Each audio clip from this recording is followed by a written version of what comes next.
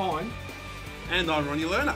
And this is Footyology TV. Welcome to another edition of Footyology TV with our regular host, Rowan Connolly in China for football and other matters. And once again, from the age, Ronnie Lerner. Welcome back, Ronnie. And this time, as a Bombers man, it's not all doom and gloom. It's extraordinary. Tell you what, it's been a real emotional experience following Essendon this year, and we'll touch on that a bit later in the show. So, what did you make of round 9? What was the resonating message out of the 9th round of AFL 2018? Well, I think we are edging closer and closer to a Richmond West Coast grand final. I think West Coast, they're going to take some beating to not finish top 2 now. That home ground advantage is just already unbelievable. And yeah, and the Tigers, they'll bounce back from that, no dramas. And I think they're the clear 2 best teams at the moment. Yourself? Look, of course, the problem for West Coast is no matter how good they are at that new ground, they still have to overcome the MCG deficiencies that they do have. There's no question they've got deficiencies there. We know that their forwards are in sparkling form. And remember, they can bring Ryan back at the end of the year, that wonderful jack in the box that was so impressive at the start of the season. But we know that Darling and Kennedy have got lost on the wider wings and flanks of the MCG. Anyhow, that's for a later date. What's been more impressive? The West Coast embracing of the new ground or the return of Natanui? What do you think has been the bigger factor? Good question. In other words, would you rather play West Coast over in the West without Natanui or face them in Melbourne if you're a Victorian team with Natanui? You would rather face them in Melbourne with Natanui, I reckon. There's something about that ground already. It's a bit like the Adelaide Oval. I mean, you look at Adelaide, they were missing so many players the other night, but they just looked like they were just the same old Adelaide, the dominant sort of team. And really, in the wet, to win by almost 40 points, that was a really good effort. So something about that home ground over there, I don't think you'd want to fly over to West Coast. Anyhow, we can look at those games. We'll have a look at the round in full because it's time for our AFL wrap. So it's time for the wraparound. 3 games get the focus, and of course the other 6 games get a pretty good look at as well. And here's one for you, Rowan, and for you, Ronnie, because the first game that's going to come sharply under focus is a revival at the G. It was the Big Country Clash. Kevin Sheedy's inspiration, and 50,000 plus turned up to see the Bombers reinsert themselves into the season. It was, look, I'm not saying it was inconceivable that Essendon would win, but the manner in which they won was hard to imagine. Ronnie, tell us how they did it. Well, it was quite simple, actually. They brought incredible pressure, incredible tackling, harassment. Like, sometimes you have to sort of pinch yourself and think to yourself, well, hang on, Selwood, Ablett and Dangerfield are actually out there. And they're up against the midfield that has been slated in the press, and rightfully so. They have been an underperforming midfield unit. And then, almost as if a flick of the switch, I don't know if it was the circuit breaker of Mark Neal's departure last week, changing the dynamic within the coach's box. I don't know, maybe a bit of us against them mentality, easily done in a week like that. But yeah, all of a sudden you had Heppel, you had Zach Merritt. Well, Zach Merritt, that's probably his first 2017-like game. Yes, great call. Anthony McDonald tipping Woody. Devon Smith. I mean, Devon Smith's been great all year. But Zaharakis, these guys who are supposed to be, some of Essendon's best players, finally played like they are Essendon's best players. And the tackling was just incredible. I think at quarter time, it was something like 30... This ball is possessed, I reckon. I think the quarter time, the tackle count was 36-20. That's a quarter time. The tackling was just incredible. Fantasia was big on the tackling as well. It was a real team, collective pressure, harassment effort. And Geelong just could not cope.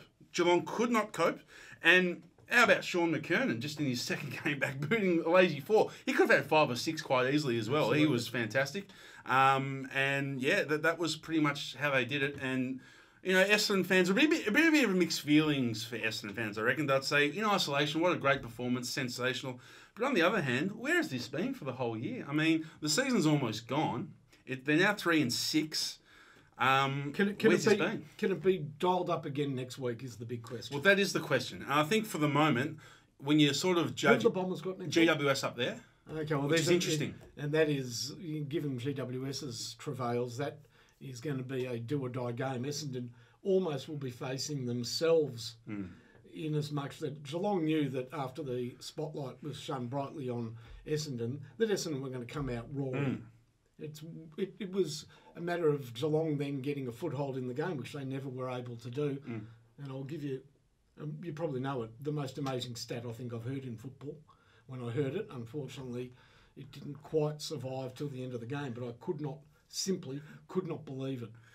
But before I bring that up, Essendon will face themselves a bit this week because GWS will certainly come under the glare. Oh, yeah. Their season almost is on the line in terms of a top 4 already. And this is... It's almost top 8 now for the GWS. Well, it becomes a top 8 issue, but certainly top 4 Yes. is going to be out of reach Yes. very shortly. And they, are expected to be a premiership contender. So that stat, with 6 minutes left to play on the clock, 6 minutes and 15 seconds, Geelong had not taken a mark inside 50. Yeah, it was 13-0 at one stage, wasn't it? And then they got 2 cheapies right at the end. Well, that's right. Yeah, Hawkins got out and then on the Selwood, lead. and then Selwood got one, yeah. Yeah, but incredibly, with 6 minutes to go, not a single mark inside 50. I've never heard that. I've watched games in torrential rain. I've watched games, in fog. I've watched games in darkness. St Kilda Essendon. Yes. Waverley, 96. but there were always marks inside 50. Yep. And just quickly, before we go into the next game, speaking of that, Cale Hooker, probably his best game since going back to defence. And listen, he's an All-Australian defender, so it shouldn't be that surprising. He towed up Tom Hawkins. And Matty D, take a bow. I mean, his career's been in limbo. He's one of the last top-up player to still be survived. He's still there, and he was fantastic. So it was a real team effort from the Bombers.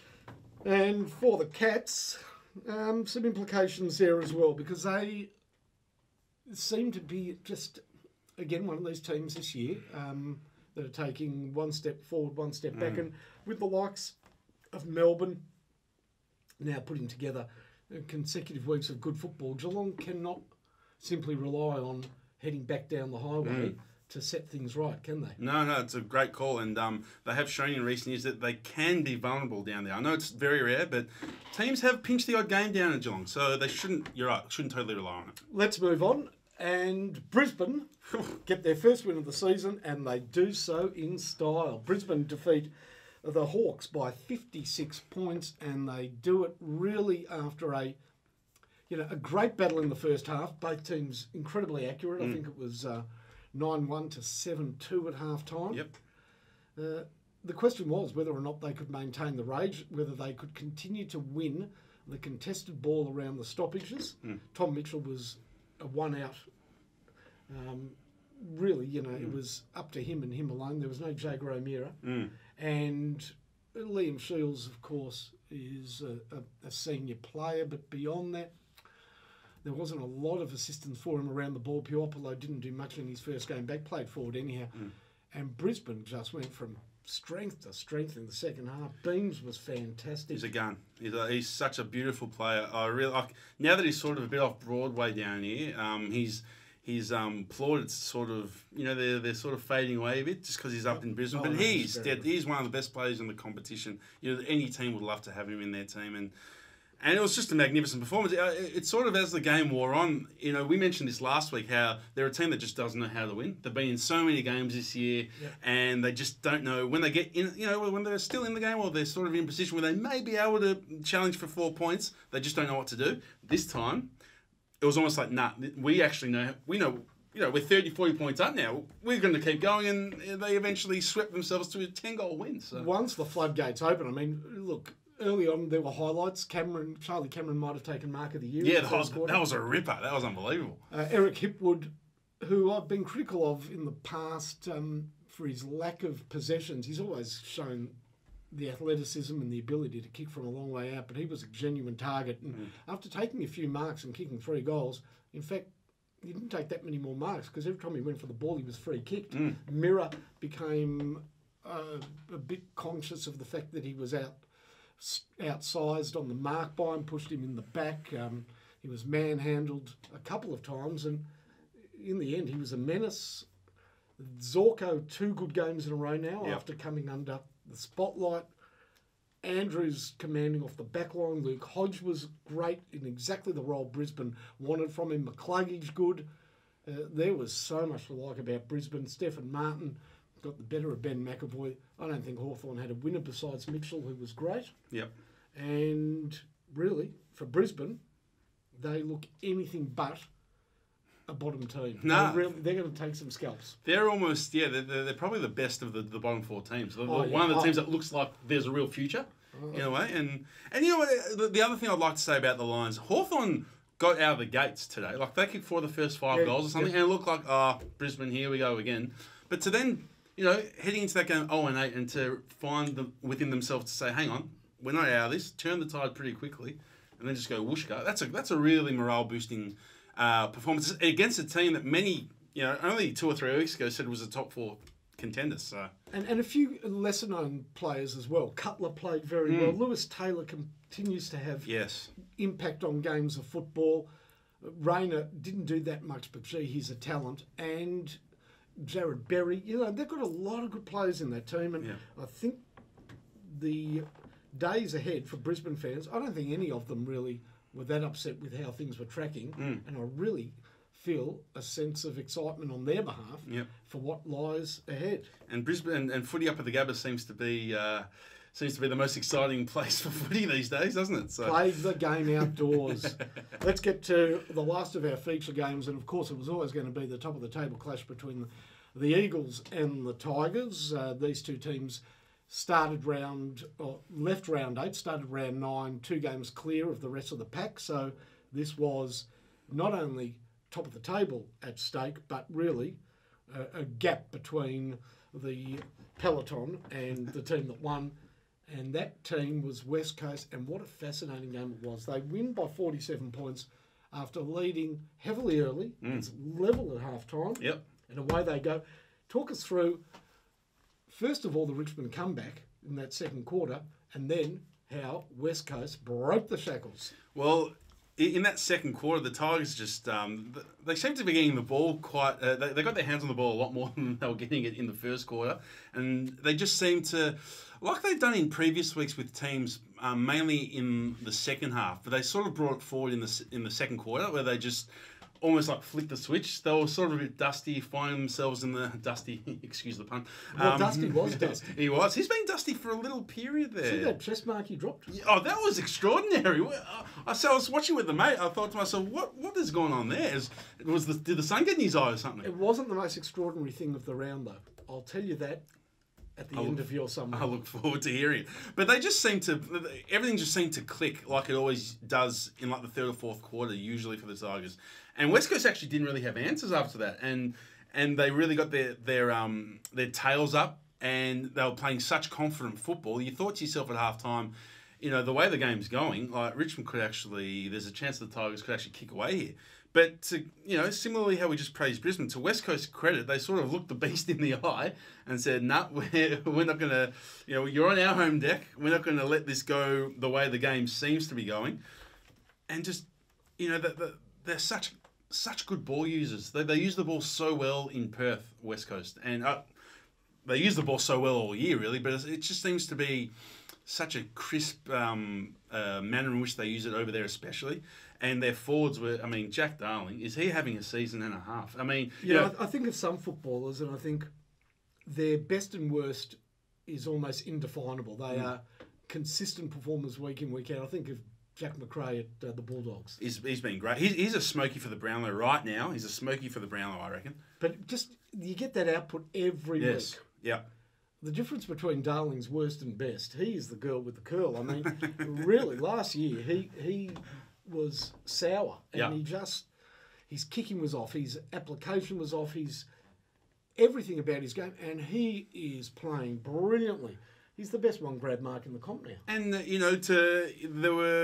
was having a great year heading into this round, but he still had some doubters. Well, I think he's put that all to bed against the best team in the comp. What do you have? 20 touches, 14 marks, 6 goals. He could have had 7. He missed a real easy one late on. Outstanding. He is really probably the only real lock for the All-Australian team in the forward line right now. He's been that's a good point. Remarkable.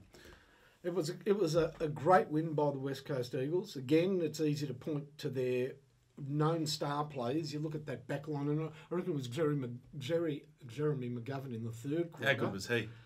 But you know what? Barras wasn't far behind him. Yeah. And how about a bloke called Nick Dadanui?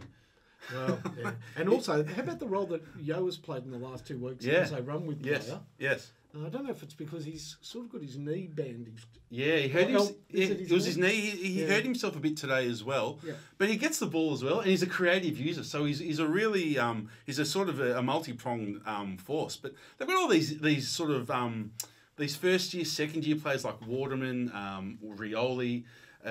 Even Tommy Cole. Tommy Cole's becoming a decent player. Yeah, and Petruccelli got injured, but he was looking like a good player. I mean, all credit to Adam Simpson. He has, in a year that would be, he would know, would be the making or taking of his future. I mean, he couldn't really have afforded another year outside the 8. There's not a lot of tolerance for Victorian coaches that fail over in the West. Oh, absolutely. And it wouldn't have done much for his currency.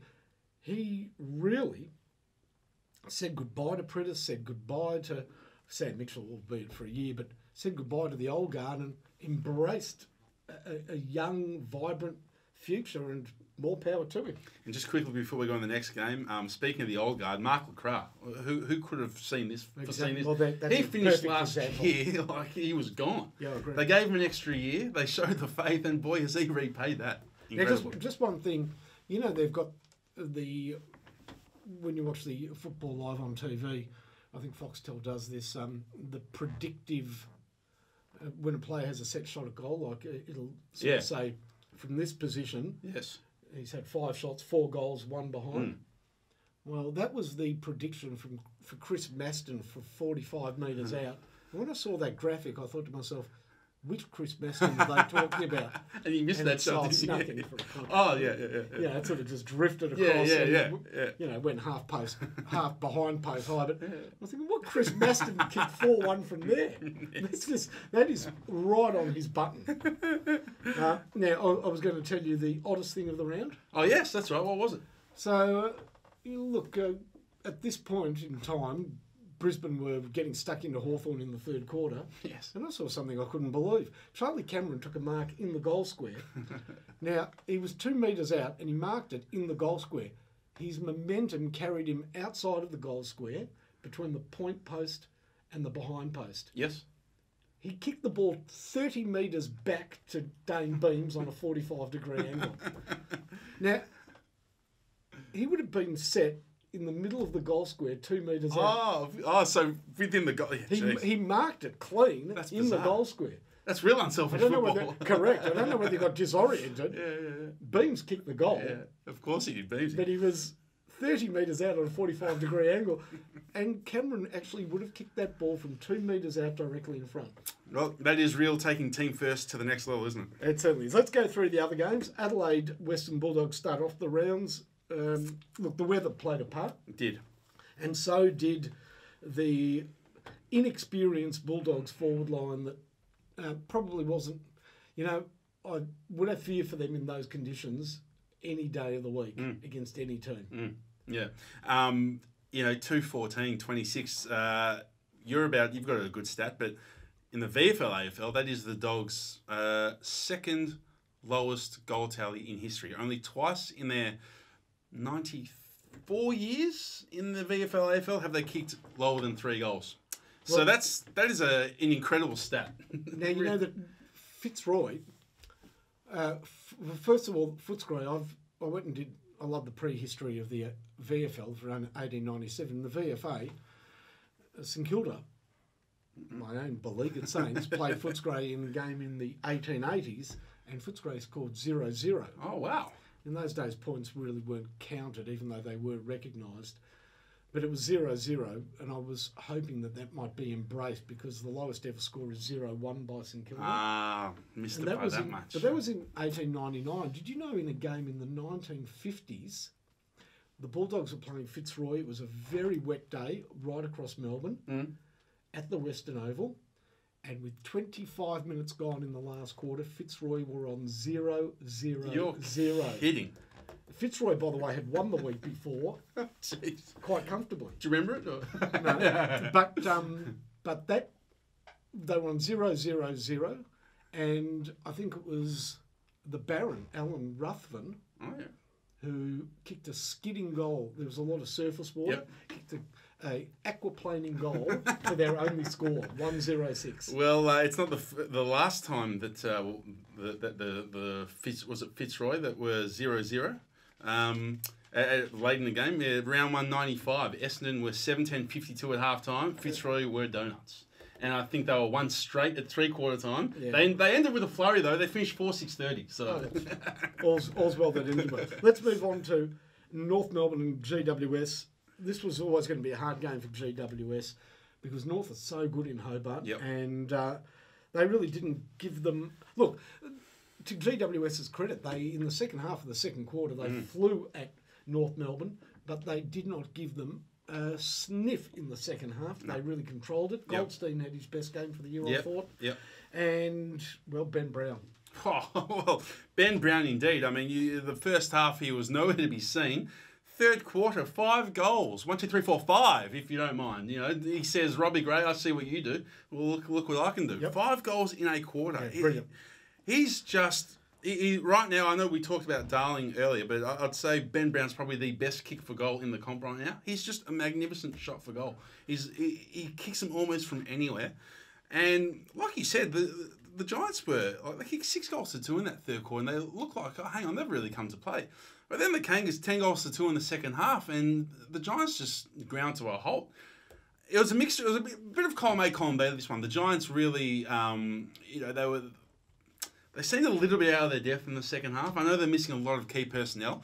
And when you come up, it's a sort of, a team that's missing so many of their best players up against a real tough, hardened, skillful, veteran team like the Kangaroos, especially down there where they've now won 12 of their last 14, you really have to be playing at your A game, for most of the game. And you don't do that, you lose by 7 goals. I'll say this about GWS. They've got a lot of players out, but that doesn't excuse some of their senior players from playing some bruise-free football at the moment. Yep. I would say. And also, we spoke about Darling coming from a very poor season in 2017. Well, I've got to say that Jed Anderson... Yes. Nobody had any hope for him at North because North supporters were actually quite infuriated by what they had traded heavily for. But he's playing some good footy. He's right up there in the tackle count for North at the moment as well. So they'll be wrapped with that. Well, let's head to China and Gold Coast.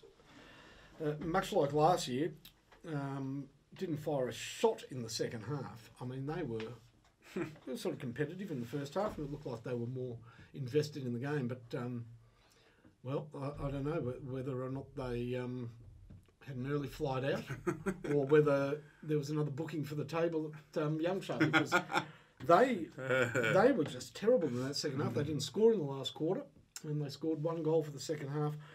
Port Adelaide just sort of got through their work, and to be honest, there wasn't much to inspire about the entire game. No, it was a pretty ordinary affair, and I don't know, the AFL, what the AFL's real agenda is taking games to China, but if you really want to promote the game, I'm not too sure Port Adelaide Gold Coast is the right combination to be taken over there, wouldn't you say? Yeah. Listen, as you say, the game never really reached great heights. They sort of kicked away in that last quarter. Pal Pepper, good to see Pal Pepper. He's had a tough year. Good to see him kick a couple of goals. Yep. But, do you like Sichuan pepper, by the way? It's the one that numbs the end of your tongue. No, I can't say I like that sort of stuff. You prefer Pal Pepper to Sichuan pepper? Correct. Correct. Ronnie likes his pepper spicy. That's a Seinfeld-ism right there. But Boak was quite good, led from the front as a skipper. And Rockcliffe's actually starting to put some decent footy together for the Power. Yep. But other than that, it was a pretty lacklustre affair. And I think we're going to talk a bit more about this game in the future segments of this show, I think. Yes, we will. Let's move on to Saturday night. And Sydney versus Fremantle. This game was done and dusted almost from the first bounce. Freo just could not get a foothold. Buddy came back. He was more menace than real damage, but he is menacing. Yeah, he does those bits of brilliance, that can just. He ends up with 3 goals. Yeah, But do you reckon he's got a case to answer for that little elbow on Alex Pearce? Well, Joel Hamling. So what's the outcome of that? Well, he took no further part in the game, failed the concussion test. Hamlin. Obviously, it wasn't an intentional elbow, but it was incidental. It'll be interesting to see how that one goes. Maybe a fine. Have we not heard about it yet? I haven't heard about it. Okay. I think Saturday, Sunday gets done on the Monday. As far as I'm aware. Yeah. I know this much, that and I'm quite happy with how it's running with the match review situation or the trial by Christian. But the more decisions that have to be made, the more opportunities there are for contradiction. And I feel that's why I felt it should always have been done by 2 people. So it's sort of like a double blind in psychology, psychology testing, where you can always refer back and say, well, we've both looked at it, but this is the verdict, without actually saying who came down with the verdict. Yeah, it's interesting. And the problem is that, it's going to be difficult. It's going to be difficult given what happened with Nat Nui in a legal tackle to defend Franklin, but I think he gets off. Freo couldn't get a foothold in the game. I thought Tom McCartan played really well. Yeah, he took a really nice strong mark late on. And didn't he get swamped after that as well, his first goal in league footy? But, as you say, they were... Josh Kennedy, how good was he, firstly? Equal career best 3 goals. You really want that in your team. A coach would love that when you get goals from an unlikely source, or multiple goals from an unlikely source. And he was a very good player for them as well. And when you have a look at Sydney's best, and I don't disagree with this, Lloyd, McVeigh, Rampy, Mills, more players coming off the half back line, but not their front line pin-up boys. No, that's right. And that's a good, Horse would love that as well. Yep. But as you say, Freo were on 1 goal like midway through the 3rd quarter. That's right. No, they finished with a bit of a flurry. It was a flattering. The margin flattered them. They were never in it. So. Some respectability. Yeah, and just quickly before we go on to the next game, Freo away from home, they're just a different side, aren't they? I think Ross Lyon signalled this at the end of the Richmond game. He was fearing that they're becoming a side that really is becoming comfortable, the home comforts at home, and just not bringing that same anywhere, anytime club mentality. And I think he's got a very valid point. Let's move on to the other Saturday night game, St Kilda Collingwood. The Pies get up by 28 points. Incredibly, this is the closest game of the round. Yes, 28 points, exactly.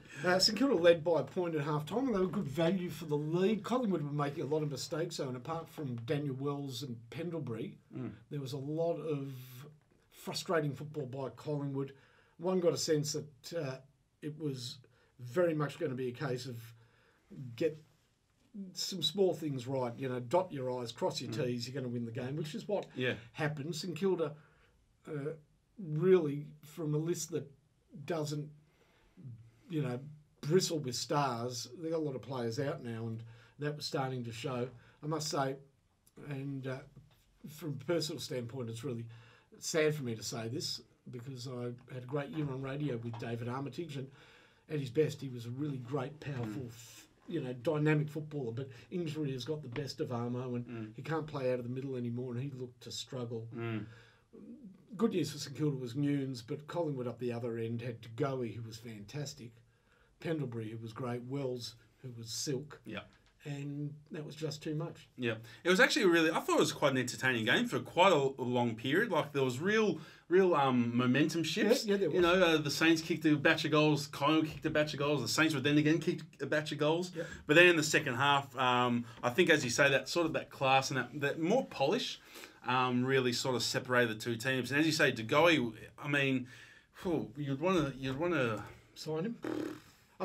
His bags are 5 and 6 in the last 3 weeks now. I'll tell you what, without Paddy McCartan, and look, he'd certainly have a spot in that team, Paddy, and Josh Bruce, you got a real problem when your key forward is a real good hard worker but can't now kick a goal. Tim Membry just can't kick a goal. It's ridiculous. It's fascinating what's going on. It's ridiculous. It's one of the mysteries of 2018. Such a beautiful dead-eyed Dick has just lost all confidence. Incredible. You know what? I watched the golf last night and I saw Jordan Spieth, who I think is one of the great putters, not make a single putt. He just putted terribly. I guess it can happen. Yep. Let's move on to Sunday, and we've only got one game for our short look, and that will please Carlton supporters because, look, Melbourne are really getting through their work now. They put Gold Coast to the sword at the end of that game, and this is a great sign for Melbourne because it's something that they have not done in previous years. It will guarantee them a spot in the finals at last because percentage is booming for the Demons on the back of the ability to put poor teams away. And look, Carlton without the Curnows, Murphy first game back. No Casbolt. There was no real target up forward. No Casbolt. You know, they've got some guys in that team. Like, Marchbank still. Yeah, that's right. Marchbank. Wiedering's in the VFL. I don't know what his story is. And this is a team that, unfortunately, was a boy on a man's mission today. They got undersized players. The kid in number 4, you know, he's not ready for league football, O'Brien. Skinny, isn't he? Skinny. I mean, Zach Fisher moves well, but this kid O'Brien, he's not ready to play league footy. Jed Lamb's running around, puffing billies, he's having a crack at everyone. He's all anger, but there's not a lot of footy on the back of it. And Liam Jones might be, a cult hero, but he's a pretty poor full-back because he kept letting Tom McDonald get out the back, which he often does to his opponents. Yeah, Lynch and Ben Brown managed to kick career bests on him while he was doing that. But yeah, the D's will be very pleased with this. There was only 3 points difference at quarter time. 15 goals to 2 in the second half, if you don't mind. And some big records. It was Melbourne's biggest win in 25 years. It was their first 100-plus point win since 2004, which incidentally was against Carlton. Yep. It was their biggest win against Carlton in their history, and and it was also their 8th biggest win ever. So a great day for Melbourne, a rare great day for Melbourne. And strange, really. Oh, good that Finey was back as well. Yeah, that was He'll only get better. Yep, yep. You know, when they go forward, they were so dominant. All they needed was the ball in safe, classy hands. And do you know who the safest and classiest was all day? And I'm not talking about, people say Neil Bullen, but he's a beautiful finisher, but when he gets the ball, he can get dispossessed. You know who their most assured person going forward is? Jake Melksham. He is strong on the ball. He uses the ball well. He kicks that goal when he should, and he passes when he should. He has developed. He's matured into a really good footballer. And they're using him up forward, which he was never really used at Essendon. They found the role for him. And can you believe that Melbourne are enjoying success, reverting back to their failed 1970s sky blue? Yes. I don't know why they went back to it, but it looks good. Looks and good. They're playing well. Looks good, yeah. That's it for our wraparound. Time now for Hot or Not.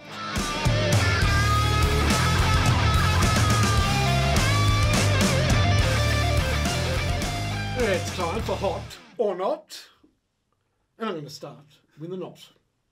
You know, I often change these because I had pre-prepared ones, but you know what? You know, I'm just going to say this to any of our Jewish listeners out there or viewers. Oy vey, because the two worst teams in the competition are St Kilda and Carlton. And traditionally they've had strong support amongst the Red Sea pedestrians. And I would suggest that it's going to be a 40 years wandering in the desert for those two teams, because Brisbane are clearly better than you. Gold Coast haven't played a home game yet, so when they do, they're better than you. St Kilda have got injuries, and they weren't that good before the injuries. Carlton got injuries, and they weren't that good before the injuries. So we revert back to in the first 4 years of league football, St Kilda won the wooden spoon each year. There's a surprise. But Carlton finished second last each year. Oh, there you go. And in 3 of those years, their only wins were the 1 or 2 games they played against St Kilda. Oh, I thought you were going to say against Essendon. Back to the early days, oy vey. That's a good one. I'm also going to start with a not. You know, let's get this real negative. I'm liking this negative train of thought that we're going. The Western Bulldogs, we touched on it earlier. 2 goals in a game. Yeah, I know they had 16 scoring shots. But seriously, did Eddie Betts beat them? They did. Oh no, he may not have. I don't know how many points he kicked. Yeah, he kicked 4 goals. He would have gone close. Yeah, he would have gone very close, and that's happened a few times this year. Actually, players beating teams. Oh yeah, it's happened a few times. I think Ben Brown beat Carlton.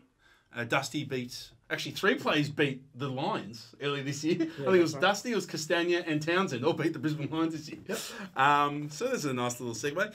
But seriously, it's a Friday night game. I understand the conditions were not great, but Adelaide didn't seem to have too many troubles. They played really good football, and they were quite quick in wet conditions. They used their outside speed quite well to kick 2 goals in a game. The Bulldogs have played 1,925 league games. Only twice have they scored less than 3 goals in a game. This is pretty embarrassing. Now, I know, it's a year where the Dogs are probably going to take another hiatus from the finals, but you're on the big lights of Friday night. You got to offer up more than 2 goals, surely, Finey. Well, they didn't.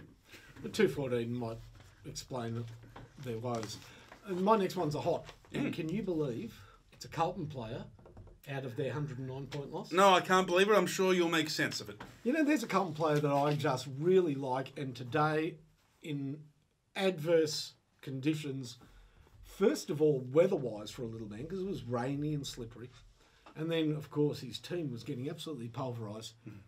There was no braver performer for Carlton, no more willing tyro than Zach Fisher. Now, Zach Fisher looks like he was playing Little League at half-time and stayed out there by mistake. His number 25 jumper, the 25 takes up, it goes from his hairline to his bum. I mean... Is it Fev's? Is it the same one that Fev wore? Such a little boy out there, and he's very, very good. He's a ripper. He is a ripper. He's very good, and I just want to give him a hug and say it's okay. And you know what? Players like that, like Skinny Lappin and Kate Simpson. There's so many players like that, you know what? They actually become... He's quite strong, obviously, already, but they are Michael Tuck. Yep. Wire is strong. He's going to be around for many, many years. I look forward to your 250th game, Zach. Your 300th. It's interesting you mentioned how slippery and wet the conditions were. Melbourne kicked 25-9. Yeah, well, that is pretty good They going. were walking some in. I mean, Tom McDonald was scoring tries, not goals. He was. All right, well, I'll go with a hot as well. You've inspired me. And my hot is actually a man that we've sort of touched on already, and that is Jordan De Goey. Boy, oh boy, can this guy play. Sure, he came into the system as probably a midfielder, but Bucks has identified him and thought to himself, you know what, you're actually quite a strong young man. And that's quite in vogue these days. You've got Zeeble up forward. Dusty goes up forward for periods. And Bucks has obviously thought to himself, well, you know what, why can't Jordan do that? And, they have been bereft of goal-scoring options at times this year. Fasola's been in the VFL all year. Moore, Reid, Cox can't really be that reliable. De Goey's been absolutely magnificent. He's kicked 5 goals 2 weeks ago. He's kicked 6 goals this week. Boy, oh boy, Collingwood, I'm not quite saying it's blank check time, but seriously, sign the boy up because he is a genuine talent. And I know we all know he's got his well-documented off-field issues. He's not the most... Yeah, whatever. Whatever. I'll take him in a minute. Exactly right. It would fit in nicely at St Kilda, actually. Well, you know what? St Kilda have shown some interest. I'm sure. They're going to put some pressure on Collingwood, but Collingwood will re-sign him. Yeah. Hey, are you a fan of the movie Chopper? Am I what? I mean, it's my favourite Australian movie, probably my 5 favourite movies of all time. Absolutely. Do you remember when Chopper was in the pub talking to the 2 detectives? Yeah. Oh, where are you going with this? And where are you going with this? Well, he said to one of the detectives who said that Chopper was making up some of the stories, he said to him, "You're on the goey, mate," which is a nickname for speed. And the copper said to him, Chopper, you're on the goey. Well, the last night I was asking who is on the goey. Thank God. I mean, if Chopper's on the goey, he should have been playing for St Kilda because, you know what? There were times when nobody was on the goey. Well, I'm very relieved that you were bringing up that part of the movie because when you mentioned Chopper in the bar, I thought you were going to bring up when he was trying to impress Put it away, Chopper. impress a female companion. And, and just on to go before I remember one of the very first press conferences I attended after he got drafted. I didn't know how to pronounce it. All I knew was the former Chelsea goalkeeper, Ed De Goey. Yep. So I said to Buck, so how's De Goey, fitting in? He goes, I think his name's De Goey, mate. I go, all right, well, I've only ever known it as De Goey. So, all right, we'll pronounce it the Aussie way. So it is De Goey. Do you like Buckley's beard? Well, you know what? It's an interesting. I love how you brought this up because I reckon it's there's a correlation between Bucks' stubbly sort of 2-3 day shadow to Collingwood's rise to a good team. Yeah, I like it. Yeah, he's not going to take any crap anymore, Bucks. Yeah, the clean-shaven Bucks is gone. Yeah. Okay, I've got another hot, and it's a fantastic Eagles goal in the last quarter. Yep. Which one do you think? Well, you know, if I'm going to be smart about it, I'd say West Coast, but I have a feeling it's not a West Coast goal. Oh, it's Matt Eagles for... I mean, this is his late bloomer. It's a great story. It really is. What is he, 28? 28 years of age. Yeah. He looks like Joe, suburban footballer, you know. Which he pretty much is. Sort of, you know, the lifeblood of the club. Yeah. I'm talking about a good suburban team. Yeah. A-grade ammos. Yeah. Brilliant defender. Just stalwart of the club. He's ended up playing AFL football. He's not out of place. And he ventures forward against Hawthorn to kick the sealer. And Yes. they have engulfed him. That is one Eagles goal. Even Tigers fans would have enjoyed today. Yes, that's a good call. And speaking of the Tigers, I'm going to go a hot as well. And it's not Tigers hot. It's the team that they played. West Coast, they are a serious team now. If you had your doubts heading into this round, I think a big exclamation point, well, maybe 2 exclamation points were put on it this week. They now lead the ladder. Who in their right minds had West Coast finishing in the 8 this year? I did not have them in the 8. Either did I. I did not. I don't know many people that did. You know, I got a couple of things right. I didn't have Essendon in the 8. That's pretty at good. the moment is okay. Yeah, I think you're pretty safe there. And I had Geelong 8th, which I'm pretty comfortable with. Well, I also had Bulldogs in the 8, so that's not so good. I had Port Adelaide scraping in the 8, and I'm happy with that at the moment. Yeah, I didn't get seduced by Yep. that big recruiting spread. But West Coast, take your hat off because you've just been simply sensational. By the way, 8 wins in a row. Here's a problem for me. I had Richmond first and Hawthorn second. Yeah, Not that's so good today. Probably not. No. Up till last week it was going on. Yeah, it was good. Anyhow, Yeah. that's a little bit of self-serving rubbish. But I like you best. You're hot. The West Coast Eagles. I just asked that question that I asked earlier. How hot is it at the MCG where we play for all the pennies? I need to be convinced. No, I agree. I don't think they're going to win the premiership, but I just reckon they deserve so much credit and so much congratulations for the season that they're putting together at the moment. 8-1, 8 wins in a row. Richmond is still my premiership favourite. I actually tipped West Coast today. I thought Richmond aren't the best away from the MCG. They struggled against North last week. They got pantsed by Adelaide early this year. They just seem to love the MCG so much. And if there's a ground in the AFL that you want to love, it's the G, because that's where finals footy's played. That's where the grand finals played. So for me, Richmond's still the premiership favourite. West Coast, still magnificent. Okay, I've got a really tough question for you, and I want to ask it. Just going to take a couple of minutes. This is a little unprepared, but yep, I reckon it's a fascinating time to ask who's the best player in the AFL. Best because player. you know, we came into the season, we thought Dusty was the bee's knees, Dangerfield, but no. Then Buddy, not sure. Who is the best player in the AFL today? Right now, today. If you had the schoolyard pick, you won the toss, and you can take first choice. Well, I would go with Buddy if that's the scenario. Yeah, you know what? I'm not far off Nick Nat. Yeah, he's right up there as well. So influential. You're very good call. He is so influential. Very good call. Yep. Hit out winning. He forward momentum. He becomes tackling. a midfielder. Like as soon as the ball hits the deck, he's a midfielder. And he chased down Dan Butler today. I mean, you know, he's a freak. I love watching him play. If he continues in his physical recuperation, yeah. I think he's beyond recuperation. Yeah, I think he's well and truly past rehabilitation onto strengthening rebuild. Yeah. He could end the season as the number one player in the comp. That's a very good call. Yep. But again, you know, it's just really fluctuating at the moment. Alex Rance is still influential. Jeremy McGovern's influential. Oh, absolutely. And even like a guy like Rory Laird. Where he's just. I'm not as big a fan of Rory as some people are. I think he's having a very good year. You know, Jack McRae, we even mentioned him. You know what? Patrick Cripps, Yeah. given the team he plays for, it's an interesting call. It is. And it's sometimes you look beyond the obvious, and I'm telling you, Pendlebury is still a wonderful footballer. Oh, absolutely. I don't know where all those knocks came from earlier in the year. He's still class. Yeah, Class. so, yeah, just an interesting discussion point. Now, I've already, because it's a bit more serious this week, I've taken a bit of time out and I've already done my rant. Oh. So when we come back for the rant off, it's this man in the gun.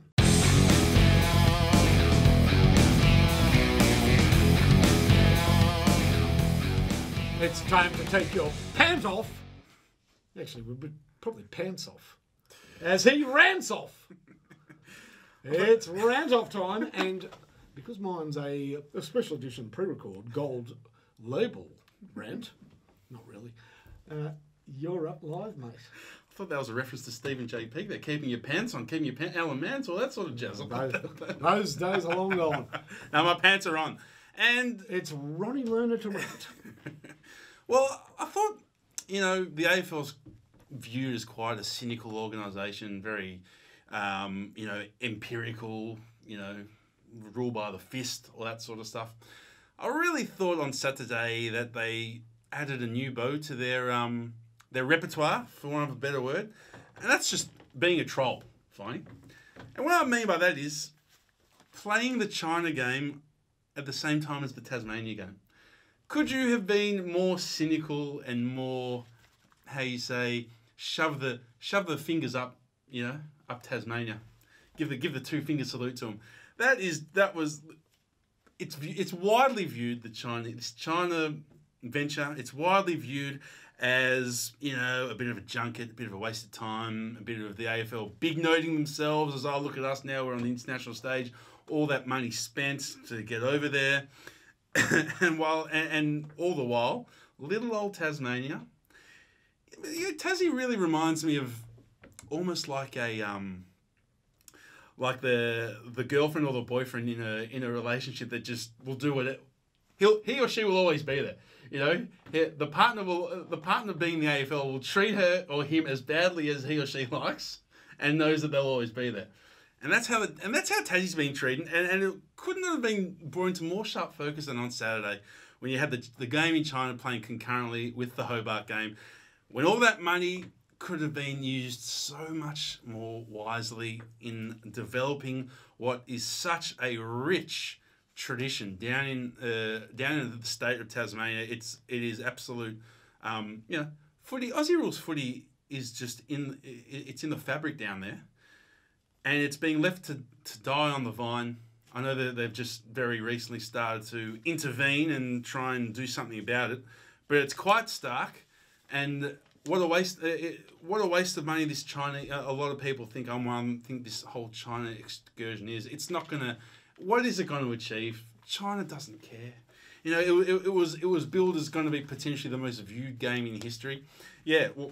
Technically, that might be right because it wasn't a few free-to-air networks in China.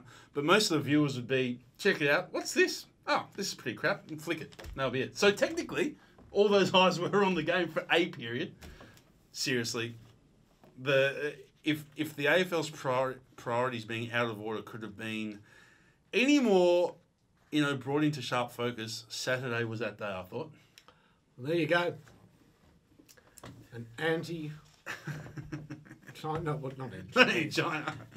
Very much one of many voices not too keen on that game. But if you think that was unfair, Ronnie, if you think that you're a bit cynical about that poor Tasmanian game coming up against the China game, yes. How about St Kilda? St Kilda don't get many blockbusters, certainly not in their current form. So playing Collingwood as the home team at Etihad was the one chance of the year to make money. That would be an all-time low for Collingwood at Etihad on a Saturday night. What was the crowd? 33,994. Why? Because, of course, Prince Harry had to get married while St Kilda played Collingwood. And let me tell you, there were plenty of wives that told their husbands, I'm not going tonight and neither are you. Or, normally families go. A lot of people stayed home to watch that marriage. You could be onto something there. Is there a And you know that black preacher that was part of the ceremony? I heard about it. I didn't watch much of it, to be honest. I'm sorry. Yeah, well, I I'll tell heard you about what. it. Had Essendon lost to Geelong, I heard that he was in line to take the reins over. Oh, Let me tell you. that's a he can big talk. scoop. He can preach. For those of you expecting my normal humour-filled rant, tongue-in-cheek, they're probably not that funny, I apologise because I'm getting serious tonight. And I'm getting serious about open mic this week. Another great interview by Mike Sheehan, this time with Mike Fitzpatrick. I want to set aside Mike Fitzpatrick's wonderful playing career. That's not in question. He came to Carlton in 1975. He played in 3 premierships, captain 2. And the Rhodes Scholar was every bit the blue blood leader that Carlton yearned for. And he led ably from the front. His was a great football career. I speak of his time as chair of the AFL Commission. And it was about that role that he was asked by Mike Sheehan, re the Asada affair, asked whether, if he had his time over, he would do anything differently or whether the AFL did anything wrong. And he was steadfast in saying that the AFL was not to blame, that Essendon clearly were taking performance-enhancing drugs, something that remains unproved. And his answer simply resonates amongst those of us that believe that as great as he was as a footballer, so he was flawed and wrong as chair of the commission of our great game of AFL football. Just look at his time in charge. In fact, I remember when he stood down in 2017, or when, not stood down, when his time was up, I was on radio and I refused to sing his praises as those many did, given that he'd served for 10 years. And I am very comfortable in that decision now, especially after listening to Mike Sheehan and Mike Fitzpatrick during the week. Why? Because he was a man who was conflicted in a business interest with his interest in Homebush Stadium and all things football Western Sydney. He should never have been both involved with Homebush and chair of the commission of the AFL. The AFL Commission also played, of course, an enormous role in creating Gold Coast and GWS, but he stepped beyond and outside what is reasonable in creating and being behind the creation of GWS to engineer a super team that he believed would guarantee support on the ground. It became an obsession of his, along with his able deputy, his field marshal, his Obersturmbannführer, if you will, Andrew Demetriou. They had a vision and damned if they weren't going to get that vision through. After 1 year, GWS, despite being afforded an enormous amount of concessions and opportunities through the draft, many more than the Gold Coast, Mike Fitzpatrick came out and said the AFL reserves the right to add to their draft choices, to add to their opportunities, given that in their first season they only won, I think, 1 or 2 games. They quickly, by season 2 or 3, outstripped expectations, and that never happened. But nothing sums up Mike Fitzpatrick's time in the game more than that famous call that he quietly denied to Richard Collis when finding out that GWS wasn't going to be the home of Buddy Franklin that he had engineered, but it was going to be Sydney. He went berserk. He threatened Collis. He said, "How dare you?"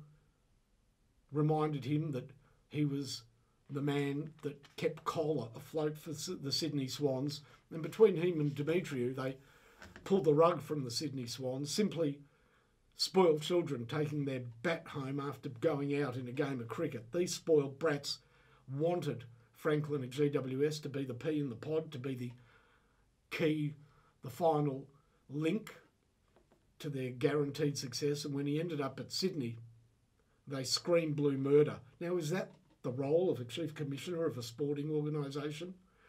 Surely that chair should be held by somebody who is impartial, looking for a fair result for every club, not for one club of his own creation. One club, by the way, that crikey, that website that keeps us all honest, pointed out in 2009, the creation of GWS or Western Sydney in the AFL would have considerable financial implications, positive ones, for one Mike Fitzpatrick. They told of the future. So back to Mike and during the week, and what was so wrong with his answer. Here's what was wrong with his answer. Once again, in the ivory tower, so deluded by what the real role of chair of the AFL should be, takes no responsibility for what Asada was in the end. It ruined lives. Look at Hurd, look at Thompson. It ruined careers. Look at Joe Watson. It ruined families. Look at all of those families of the players, the 34, besmirched by the affair. It ruined and has affected the Essendon Football Club. It was a black mark on the game. There were no winners. And yet this man is still willing to say that the AFL did nothing wrong, and if he had his time over, he wouldn't change how he acted. That is a man who shouldn't have been chair of the AFL. Just as great as he was as a footballer, so he was wrong as the chair of our great game. He wished to engineer, he wished to control, and he wishes now to look back at history and take no responsibility. It's funny, you know. Call it karma, call it hubris, call it the footy gods, or call it just inevitable, but he and Demetriou did not get to write their own lines in history. They didn't get to guarantee their football immortality by the creation of a wonder team in the barren west of Sydney, and they didn't get to orchestrate their own exit from the game. Asada and the Essendon affair took care of that. It claimed Demetriou before his time, and it left Mike Fitzpatrick leaving meekly stage left with many questions unanswered, or in some cases answered very negatively for him. So for Mike Fitzpatrick, open mic was again an open book into the man that shouldn't have been a commissioner and the guide to how not to run a sporting organisation in this country.